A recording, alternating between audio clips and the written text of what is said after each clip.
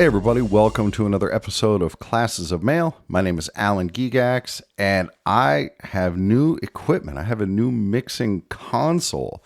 This is like my old Yamaha mixing board, but totally amped up and bigger, and it has more input so I can do better interviews, and I'm really excited about it. It also has special effects like this voice changer so that I can sound funny and do different things with my voice and maybe sound like all kinds of neat stuff.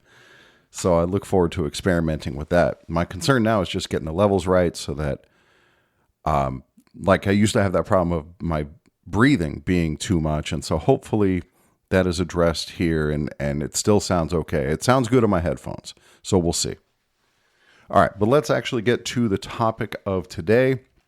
I'm going to be reading the EL-814. That is the Postal Employee's Guide to Safety. And I'm going to do it like I did with the ELM, where I'm going to read I'm going to read it word for word, but I'm going to skip parts that are irrelevant. Like there's a big section on like how to do mechanic work on vehicles. And so we don't really need to know about that. But I'm going to read the relevant parts. I'm going to read most of it. And then I'm going to talk about some of the parts as well. And, with the ELM, when I did that, it wound up being this really useful tool for me as a steward where I now had this searchable document because I copy and paste all the relevant stuff into a Google Doc and then I add my annotations on there as well, the things that I'm going to talk about. And so it makes it really easy for me to go into the ELM now. I'll just go into that document. When I'm looking for something about sick leave, I can just type sick leave into the search bar and it takes me to those sections and it's really useful. So now I have a similar document for the EL-814. So this is what I present to you today. So let's go ahead and get into it. Handbook EL-814, Postal Employee's Guide to Safety. And again, I'm going to be skipping some sections that are either irrelevant. If they're irrelevant and uninteresting, there's some stuff in here that it wasn't particularly relevant, but I found it interesting. So you get to hear those parts. So anyway, you're welcome. The cover page, explanation. The Postal Service is committed to providing its employees and customers with a safe and healthy environment and complying with applicable safety laws and regulations. A key strategy in the Postal Service's transformation plan is building a highly effective and motivated workforce. A safe and healthy workplace free from safety hazards is important for helping us achieve that goal.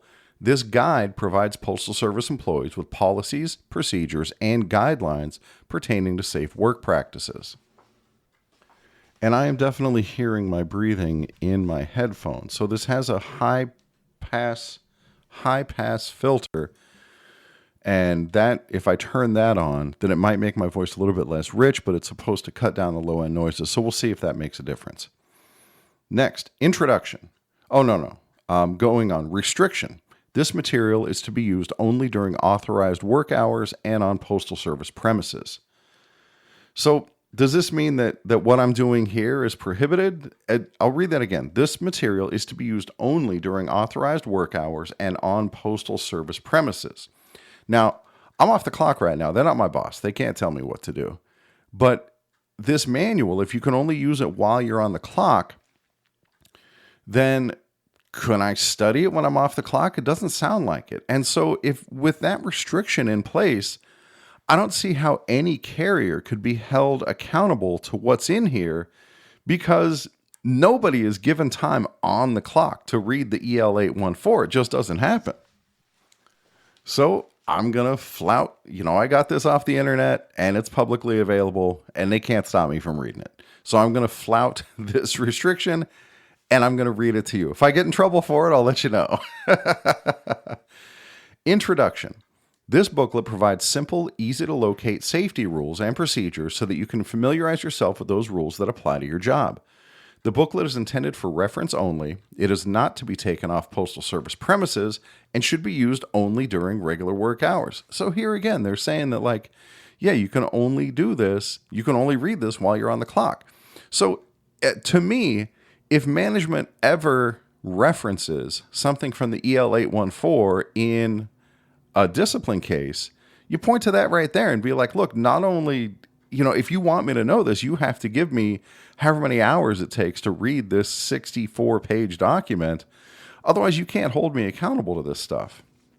Okay, going on. The booklet is not intended to be all-inclusive, as it cannot cover all the conditions that may arise on your job. Your local office may have more specific rules to supplement these requirements. Although the Occupational Safety and Health Administration does not cite employees for violations of their responsibilities, each employee shall comply with all occupational safety and health standards and all rules, regulations, and orders issued under the Act that are applicable. Occupational safety and health programs are generally the same for workers in states covered by OSHA. The omission of any safety information from this booklet does not reduce your personal responsibility to remain alert and use good judgment when performing your duties. If any rule or procedure is not perfectly clear to you, ask your supervisor for clarification. Learn and use all the safety rules and procedures that apply to your job. The Postal Service welcomes any suggestions you may have that might improve the safety of operations. Submit your suggestions to your supervisor. You may wish to submit a suggestion using the e-Ideas program on the Postal Service Blue page. As an alternative, you can use PS Form 1270 Idea Proposal. All right, so I've never heard of PS Form 1270 Idea Proposal. So when I encounter something like this, I go online and I put in USPS PS Form 1270. And the EL-814 came up and that it references this form, but I could find no such form on the internet.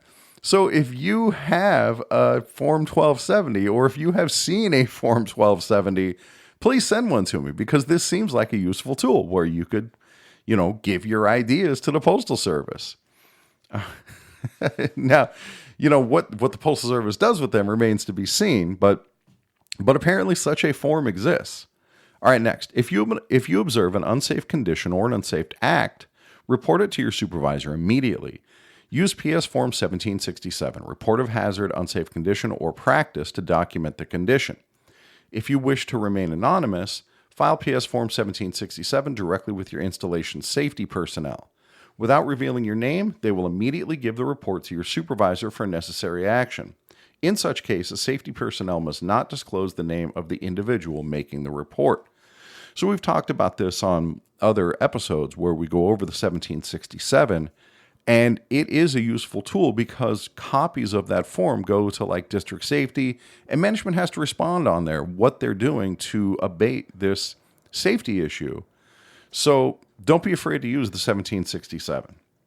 All right, now we finally get into the rules. Section 1. General safety rules. A. General rules. Safety rules are for your benefit. Observing safe work practices and Postal Service safety rules is a primary responsibility of all Postal Service employees. General safety rules include, but are not limited to, the following rules. Never work under the influence of intoxicants. All right, that seems like a pretty good rule. Never sell, possess, or use illegal drugs on Postal Service premises. If you are required to take physician-prescribed drugs that could impair your mental or physical abilities, you must notify your supervisor. Never drive or work around moving equipment while under the influence of drugs. It reminds me of a joke, I think it was Mitch Hedberg, that said that his mailman is also his drug dealer. He doesn't know he's my drug dealer, but that's where I get my drugs from. All right, anyway, next. Never keep contraband material such as firearms, dangerous weapons, fireworks, intoxicants, or illegal drugs on postal premises. Never engage in horseplay, scuffling, fighting, or playing practical jokes on Postal Service premises. Dude, no horseplay. Do not run in Postal Service facilities. Do not run. Hey, that applies out on your route too, right? Do not run. It says right here. Do not run in Postal Service facilities. Hold the handrail when walking downstairs. Do not toss or throw packages or bundles unless required by the operation, i.e. culling belt, etc. I presume that's like when with parcels, you may be required to throw the parcels. I don't know if you're, we're not trained, and this is actually going to come up later, that we're not trained in the distribution of parcels. And so if there are proper procedures from that, you really need to be trained on it before you take up that job. Next, Observe all warning signs and notices that have been installed for your protection. Comply with all safety and health regulations, procedures, and practices, including the use of approved personal protective equipment, PPE. So this is part of, like, with route inspection, your union will tell you that part of the time you get is to go to, like, the bulletin board and read the notices that are on there. And this is where stuff like that comes from. You know, those notices are put up and you are entitled to time to read them. Next, keep your work area in a safe and healthful condition through proper maintenance of property and equipment. Immediately report safety hazards and unsafe working conditions to your supervisor. Keep physically and mentally fit to to meet the job requirements. Dude, it's funny because when I started the job, like, I was on doing a lot of walking and I lost a bunch of weight and I got really healthy. And I knew some carriers who were really heavy. And I'm like, how can that be with all the walking? And I remember I said it to one guy in particular, like, dude, how do you stay heavy with all this walking? He's like, what walking? I'm on a cluster box route. I don't walk. So, and then, dude, mentally fit. I mean, I don't know how many of my coworkers, myself included, would pass a mental fitness exam. All right, moving on. Drive defensively and professionally. Extend courtesy in all situations and obey all state, local, and postal service regulations, including wearing a seatbelt when driving a vehicle owned, leased, or contracted by the Postal Service. And it'll get into this later, but we also have to obey all traffic laws, including laws that relate to parking. B, environmental protection. Comply with environmental protection regulations, procedures, and practices. Participate in pollution prevention by recycling, reusing materials, and reducing waste. This reminds me of an anecdote when I was training on the job, where toward the end of the day, we were getting ready to head back to the station. And so I asked my trainee, I'm sitting in the jump seat in the back of the LLV, and I asked my trainee, hey, can you hand me a couple rubber bands so I can tidy some of this stuff up? And she starts reaching into the bucket that we use as a trash can. And I'm like, wait, have you been throwing those rubber bands away? And she says, yeah, after I use them, I just throw them in there. Why, do we reuse the rubber bands? Yes, we do reuse the rubber bands. Next, conform to Clean Air Act requirements by carpooling or using public transportation. I don't think the post office actively encourages this. At least I've never heard of it, where they're like, hey, let's see who could carpool to work. Like, I've had to do that a couple times, if my car's in the shop or something, that I've had to get a ride, and I don't even know who lives near me. I got to start asking around, hey, can you come pick me up? C, office safety. This is one of those sections where I don't find it particularly applicable to us, but I did find it interesting. So maybe you'll find it interesting too. Office safety. Keep unattended drawers and doors closed in desks, file cabinets, etc. to eliminate tripping hazards and sources of cuts or abrasions. This is good advice. I mean, I can feel it. In my mind's eye, or in my mind's soft sides, I can feel hitting the corner of an open cabinet door and having it dig into me. Like, it is definitely a hazard. On the top drawer, or open the top drawer of a file cabinet slowly, standing to one side of the file cabinet. When you finish with one file drawer, close it before opening another. This is a good tip so that the cabinet doesn't tip over. If you have like one of those big a file cabinet with a bunch of files in it, you pull that top drawer out. If it's heavy enough, it's going to tip over that whole file cabinet. Next, fill the lowest drawer in a file cabinet first to reduce the chance of its tipping over. Place heavy objects in the bottom drawers. So again, this is that same rationale. Keep the tops of file cabinets, bookcases, etc. free of files, papers, books, and any other materials. I like this one because management is accountable to safety rules just like we are. And so if your management's file cabinet is a mess and they got paper stacked on top of what does it say? Cabinets, bookcases, etc. Hey, now it's time to hold management accountable. Or this is also an opportunity to point out disparate treatment. Like, hey, how are you going to give me a hard time for violating this minor safety infraction when you have this other minor safety infraction that you're just turning, looking the other way? Next, keep all debris picked up off the floor, especially rubber bands, straps, and paper clips. Keep cubicles and workstations clean, neat, and organized in a manner that presents a pleasant appearance. So again, For me, this is one of the reasons that I eventually stopped being a T6 and wanted to get my own route, is because I don't like having a bunch of papers just like stuffed into the corner of my case, like where the carrier endorsed mail is supposed to go. All that stuff is kept clean. And yeah, when you see like a strap, like the plastic straps on the floor, please pick them up. I understand you're not a custodian, but those really do present a trip hazard, and we want to look out for each other. Next, keep your floor area dry. If you spill water or some other liquid on the floor, wipe the floor dry immediately to eliminate possible slipping hazards. Call your supervisor for assistance when cleaning large spills. The next one on here is climbing. I skipped that one. Don't climb. 3, lifting. Lift with your legs instead of your back. Ask for assistance when the object is too heavy, is awkwardly shaped, or blocks your view when you carry it. So there's more coming up later about lifting, and there is some stuff in there that's really applicable to what we do as carriers. There are actual procedures for when you get heavy parcels. Like, we'll get to it later, but it says like don't put them in your hamper, because then you got to lean into the hamper to get them out, and that's a potential hazard for your back. E, dock safety. Do not smoke anywhere on the docks or when you are loading or unloading trucks, trailers, vans, railroad cars, or any other vehicles. And never jump off the docks. Use approved steps or ladders. I know that smoking is still allowed in some places. At the post office, my station has a designated smoking area, and then you can still smoke inside the LLVs and the FFVs, but apparently not on the dock. Next, rest bars. F, rest bars. These are the cushioned seats that you might see clerks use who are doing mail distribution, where it's like a standing height seat that's kind of at an angle, and and it's to make it a little more comfortable to be standing for that period of time. So carriers are allowed to be seated while they're casing, and so I see no reason why a carrier might not also be able to use one of these rest bars, is what they call them. So moving on.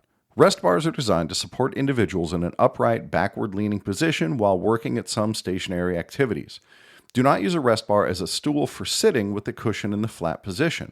The seat can be raised or lowered in height and firmly seated at any point between 25 inches and 36 inches. Adjust the seat angle using only the slots provided in the seat support.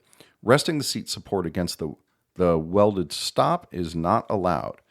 Keep at least 1 foot on the rest bar when using the rest bar. If you put 1 foot on the rest bar, your foot must be on the bar rest rather than inside. I'm not super familiar with what these things look like, but I assume there's somewhere like you could tuck your foot, and they don't want you to do that. After using the rest bar, fold the seat down flat and place it in a safe location, possibly near the working case. Be sure that the seat support does not stick out. Next, we're skipped down to G, personal portable headsets. And presumably these rules apply to earbuds, which are basically the same thing. All right, guys, I got bad news for everybody, including me.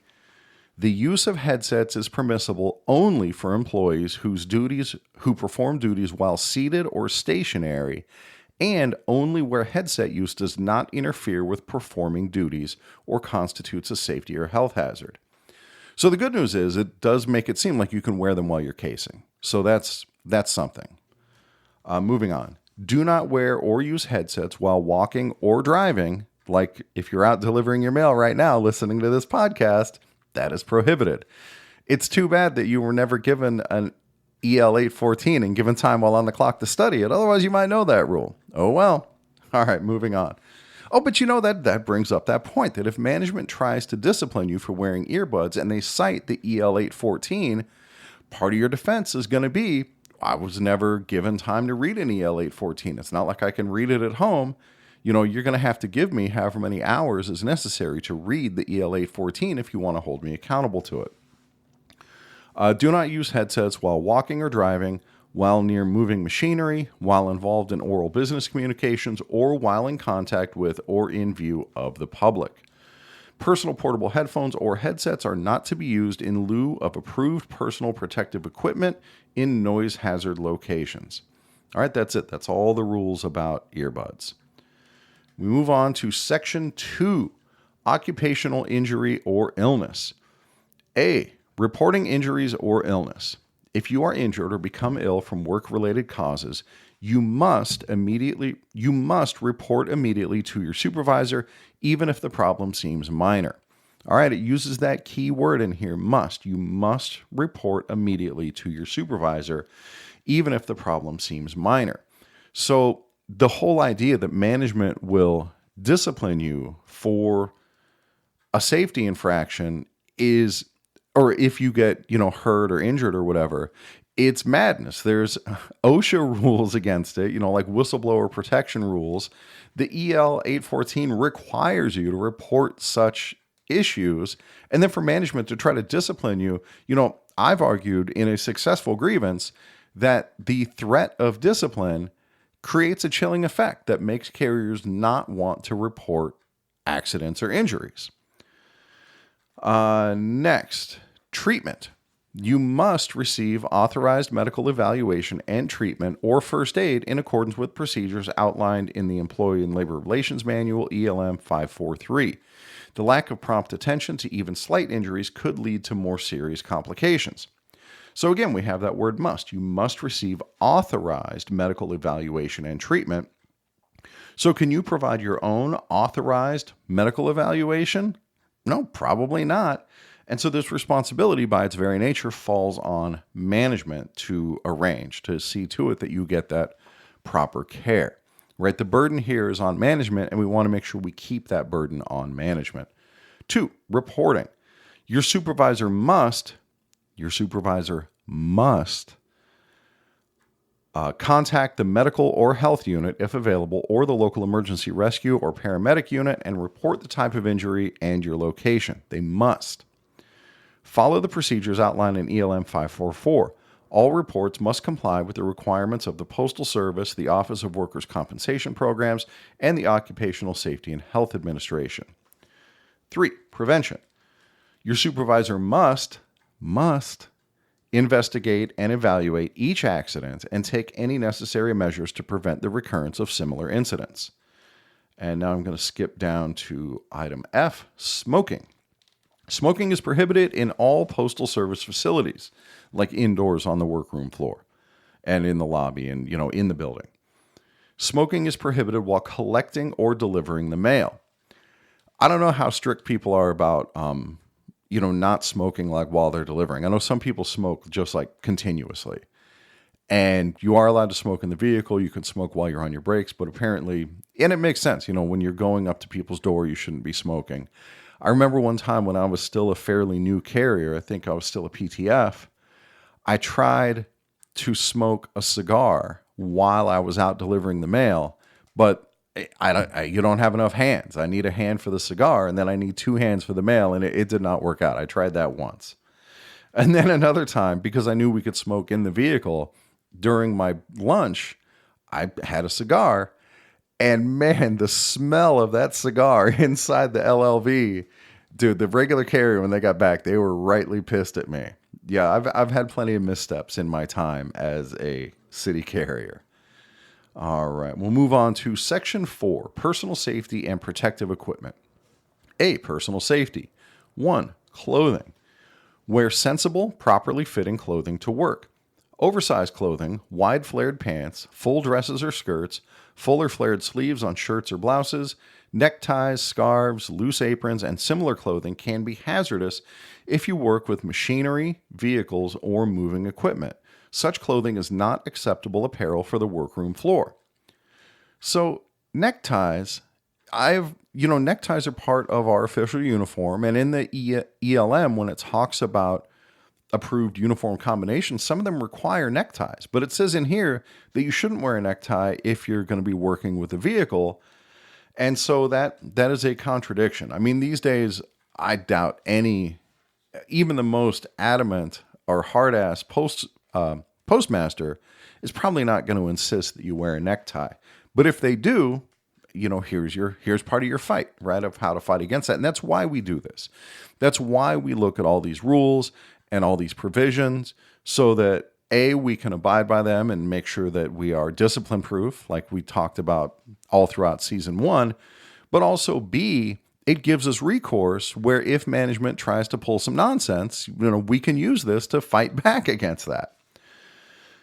Moving on. Do not wear neckties around moving machinery or automated equipment. If you must wear a tie, wear the clip-on variety. Dress appropriately for weather conditions. Next, we're going to skip down to number 4, shoes. Wear appropriate work shoes, whether you walk many miles on a route or handle mail in the workroom. Wear shoes that are fully enclosed at the heels, toes, and sides, made of leather or substantial synthetic material. Canvas or nylon is not acceptable. The approved footwear for uniform program employees must have the SR/USA label, that is slip resistant, made in the USA. See EL-939 for exceptions. So to go back to that episode where I read from the ELM, at the very end, we get into the 900s. It talks about this. You can have medical reasons why you can't wear the postal approved shoe, and you have to clear that with management, let them know, hey, I have this medical issue. And then you can even go out, buy your own shoes, and submit the receipt to management, and that can be taken out of your uniform allotment. So I don't remember off the top of my head the whole process for that, but that's in ELM 939. Next, to eliminate slips, trips, and falls, do not wear the following types of shoes on the workroom floor. Heels more than 1.5 inches and soles more than 1/2 inch in height. So this makes me think of like the Hoka, I think it's Hoka shoes that have that super thick sole that probably is more than 1/2 inch. And so, by this rule, those probably wouldn't be allowed. Next, spiked heels regardless of height. Open shoes, including open sides, toes, or heels, such as thongs, sandals, mules, house slippers, clogs, wedges, etc. Heels with steel taps. Dude, when am I going to get in my tap dancing practice? If not, while I'm, casing my mail. That's some bullshit right there. Shoes with cloth, nylon, or mesh woven tops, such as tennis shoes, athletic or jogging shoes, except those with leather or leather-like uppers, moccasins, etc. Shoes no longer adequate because of disrepair. So this is a tough one, especially for newer carriers with the limited uniform allotment. But even me at 20 years in, I'm buying my own shoes because I don't have enough uniform allotment to keep buying shirts and pants and then shoes on top of it. Not to mention, I have the issue that I have extra wide feet, and post office doesn't sell New Balance anymore. And so I have to go outside of the post office to get my shoes. Otherwise, I physically cannot get shoes that fit. But this argument about shoes, being in disrepair, this is an issue for a lot of carriers. And this is what's wrong with our uniform program as it exists. Like, this is a required part of our uniform, but we don't get adequate funding to meet the requirements of the program. All right, next, on to B, personal protective equipment. We're going to skip down to number 3, head protection. It's mostly about hard hats, but there's this section in here that says, regulation hats, caps, or pith helmets are recommended for protection from the sun or cold for employees working outdoors. So there's that. I wear the pith helmet. I like it. All right, we will do section 5, housekeeping and sanitation. Keeping your immediate work area clean is your personal responsibility. A neat and orderly workplace is a safer place to work. A, personal items. Where a locker and changing rooms are provided, keep your locker clean, neat, and free from debris. Do not store items on top of your locker. Eat food and store beverages only in authorized areas. Do not store or consume them in restrooms. That's a spoil sport. If I want to, I'm sitting in the restroom, you got to refill. Like, as soon as you empty out, you got to refill. You got to keep that whole process going. Make your body like a big silly straw. All right, moving on. Dispose of food waste, etc., only in receptacles intended for this purpose. You are responsible for disposing of your own food waste, wrappers, cans, etc. B, obstacles. Keep aisles, passageways, stairs, exits, and all other walking areas free from obstructions at all times. Make sure that electrical panels, switches, firefighting equipment, exit doors, fire alarm stations, and postal inspector breakout doors are kept clear. C, emergency stop buttons, switches, and cords. You must be trained on the clock and on Postal Service premises in the use of emergency stop buttons, switches, and cords, etc., before you are assigned to a machine area. So this is where we're going to finish for today, but this makes me think of the CCAs who are ordered to throw parcels, especially in an area that might have a parcel sorting machine. It just listed off the training that you have to get on the clock, on postal premises, before you can be around that machine. And so this is a proper reason, right? This is a safety issue. So this is a proper reason for a CCA to refuse to do that sort of work, to work in the parcel pit if they haven't been such, thusly trained. Okay, so that's going to do it for today. And let's try out that voice changer one more time. Yeah. Oh, that's good stuff. I'm going to have fun with this at some point in the future. I might have fun with it now. All right, that's enough of this nonsense. Let me turn that off. Okay, so that is all I have for you guys today. Thank you very much for listening. There is much more of the EL-814 to come, and I'm going to continue reading it in future episodes. So thank you guys for listening. I will catch you all next time.